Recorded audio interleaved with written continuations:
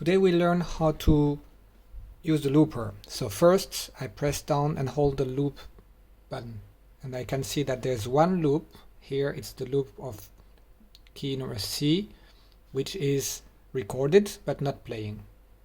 So I'm going to delete it by long pressing that button.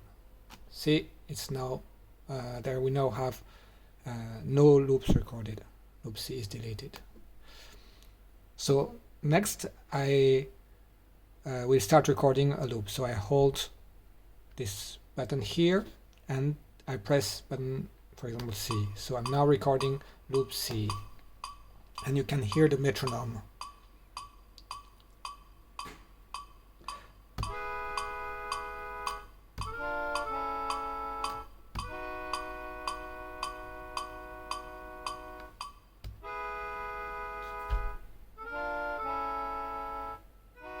Okay, and when I press loop again, it will stop the recording and then loop will start playing in a loop. So I'm not very happy with this loop. I will stop it from playing, and then I will delete it. And then I can try again.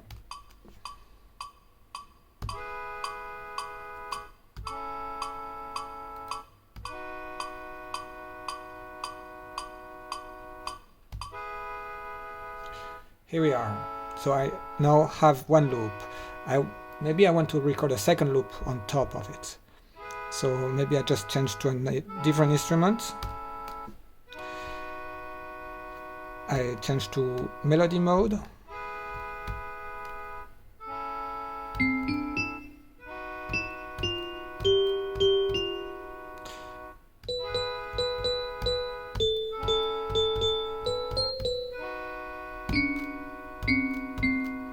So I do some trials and then I decide to start recording. So again I press loop, I choose my loop.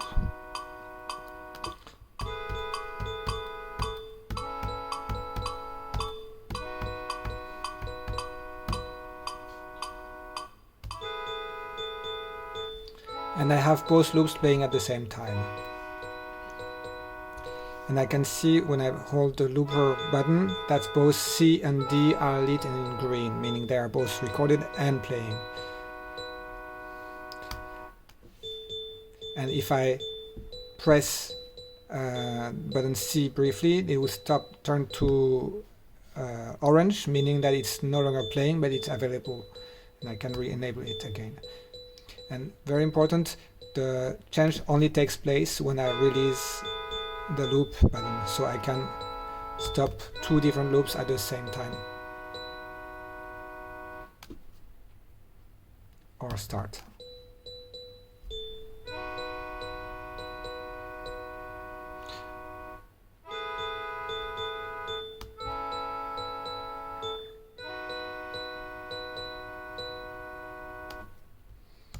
So it's quite typical to also record one loop for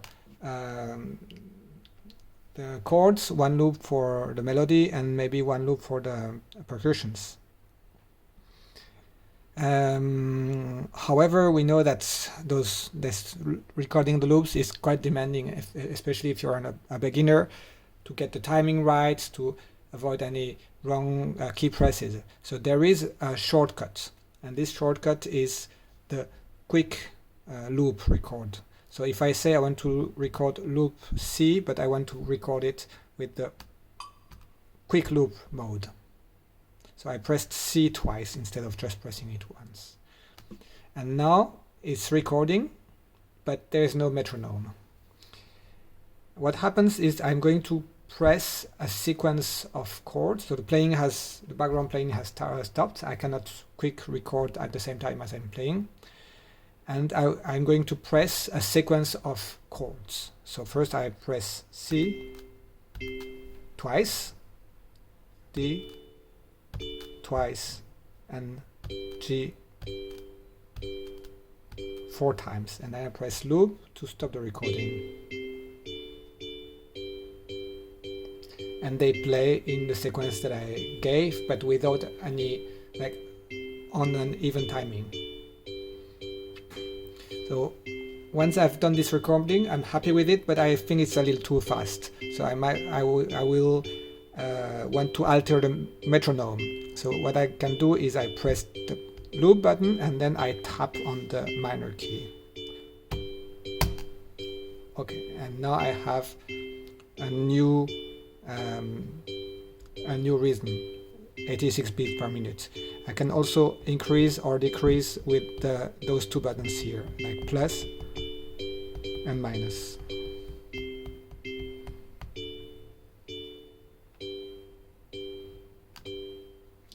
Right, and now I can still play on top of that loop or record another a second loop on top.